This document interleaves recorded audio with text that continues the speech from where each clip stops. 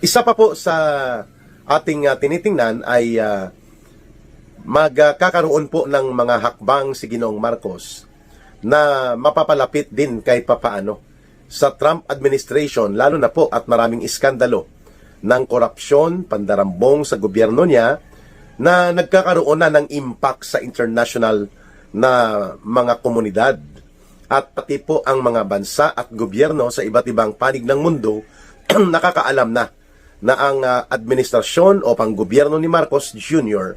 kasabwat ang kanyang pinsan na si Romualdez ay gobyerno na batbat at puno ng katiwalian at anomalya sa loob ng nakaraang 3 taon na kung saan kinatay po nila at ginawa nilang istafa ang budget sa 2023, 2024 at 2025 na sa flood control operations lamang nila na ibinulgar na rin ng maraming testigo, lalo na ang isa sa mga inner circle nila sa kanilang sindikato na si Ginoong Saldico, umaabot sa 1.4 trillion pesos po ang dinurubo at kinulimbat at nakurakutan sa sindikato ng gobyerno ni Marcos at nila Romualdez.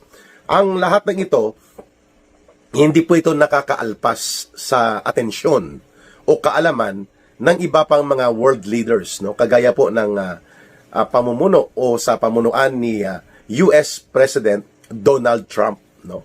Isa pa dyan sa iskandalo na posibleng gusto i-mitigate o pakalmahin ni Ginoong Marcos ay ang pagkakasangkot niya sa illegal na droga. Natin ito maipagkakaila na sa buong mundo nang magsalita na mismo ang kanyang kapatid na si Senator Amy Marcos na ang kanyang kapatid di umano na si Bongbong Marcos Jr.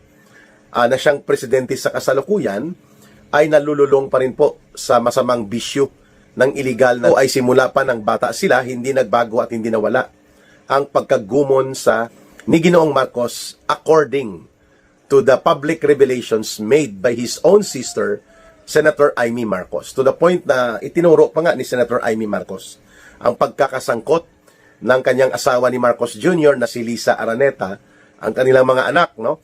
At ginawa pa nilang hindi lamang parang watering hole, no, sa laklakan ng alak ang Malacanang, kundi pati na sa laklakan ng droga. Revelation came from Senator Amy Marcos.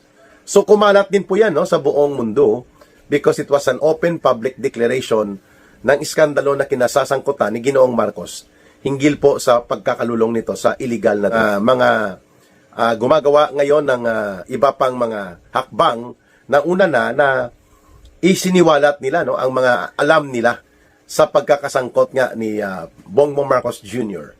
sa bisyo ng illegal na sa iba pang sources, no, like si former Senator Nicky Cositing nagsasabi nito and many others. In their opinion ay nagpapatuloy ang pagkakalulong ni Ginoong Marcos allegedly on the cane.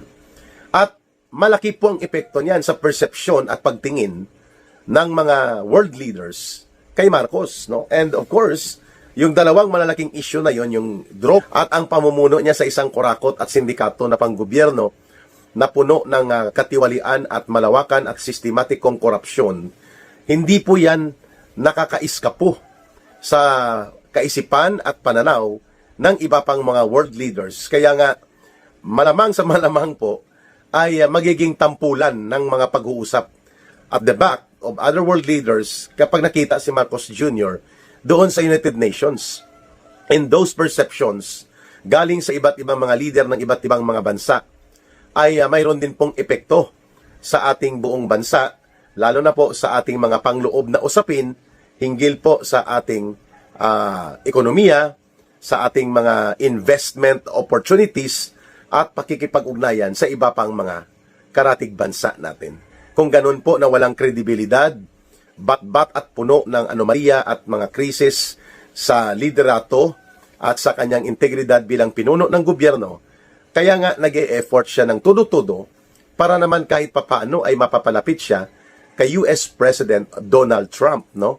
Mga kababayan, yan po ang layunin ni Ginoong Marcos dyan, ang isa sa mga layunin niya. Maliban daw doon sa pagbisita, accordingly sa sources sa United States of America, na dadaan siya doon sa isang specialist center, ang Johns Hopkins University or Medical Center sa Baltimore, Maryland, which only Marcos can confirm kung totoo yan, At pangalawa, ito yung pagdudugtong ng kanyang ugnayan muli sa gobyerno administrasyon ni Donald Trump para naman mabawi-bawi niya kahit papaano ang mga negatibo at masasamang mga pagtingin sa kanyang gobyerno na hindi nakakaalpas ito sa obserbasyon ng maraming mga world leaders. At makikita natin talaga na wala siyang pagtitiwala din sa kanyang vice president na wala ni ano pang natitirang amor o pagmamahal sa kanila bilang mga kapwa pinakamataas na mga public officials ng ating bansa, sapagkat ang itinalaga niya for 5 days or 6 days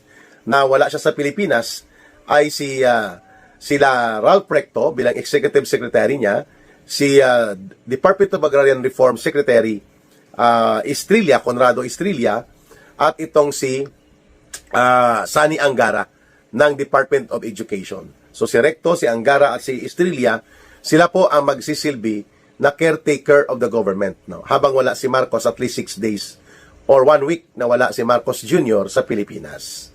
At pang-apat, maliban na hindi po niya kinikilala ang katungkulan ng kanyang vice presidente, ay natatakot siya na kapag umupo ang kanyang vice presidente ay baka gustuhin na ng mamamayang Pilipino na wag nang bumaba pa at umalis bilang Pangulo ang constitutional successor na si Vice President Sara Duterte.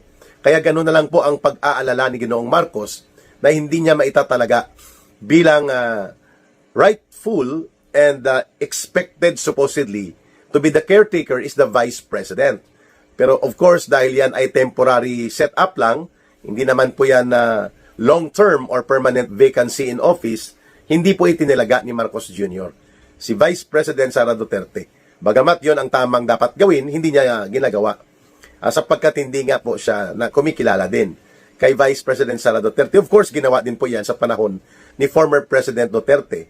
Hindi rin po siya nagtitiwala noon kay Leni Robredo. Kaya may caretaker government or may caretaker of the government po. Sa panahon ni Pangulong Rodrigo Duterte, whenever siya po ay nasa abroad on official travel. Pero hindi naman po palaging nagta-travel kasi si Pangulong Duterte, no? At yan naman po ang kaibahan nila ni Marcos Jr. Si Marcos Jr. at ang kanyang pamilya atat na mag-travel.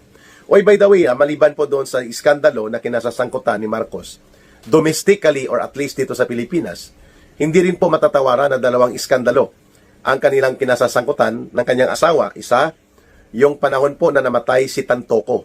Si Paulo Tantoco, ang kanyang asawa po ay parang assistant or deputy secretary sa social affairs department ni Marcos, no, na ang namumuno ay si Bianca Zubel, na anak ni Inigo Zubel, na barkada niya na pinangalanan din ni Amy Marcos doon sa grupo ng mga di umano ng kanyang kapatid, no. So si Bianca Inigo, na anak ni Inigo Zubel, ang kanyang deputy si Daina Arroyo, asawa ni Paulo Tantoco. Kasama sila doon sa si Lisa Araneta nang mamatay ito si Paulo Tantoco. According to reports sa San Francisco, sa California, ay ang kinamatay overdose sa drug. At may iba pang substances na nasasangkot. At biglang biglang umiksit po si Lisa Araneta upang hindi siya abutan ng mga investigasyon. No? Pumutok din ang iskandalo na yan.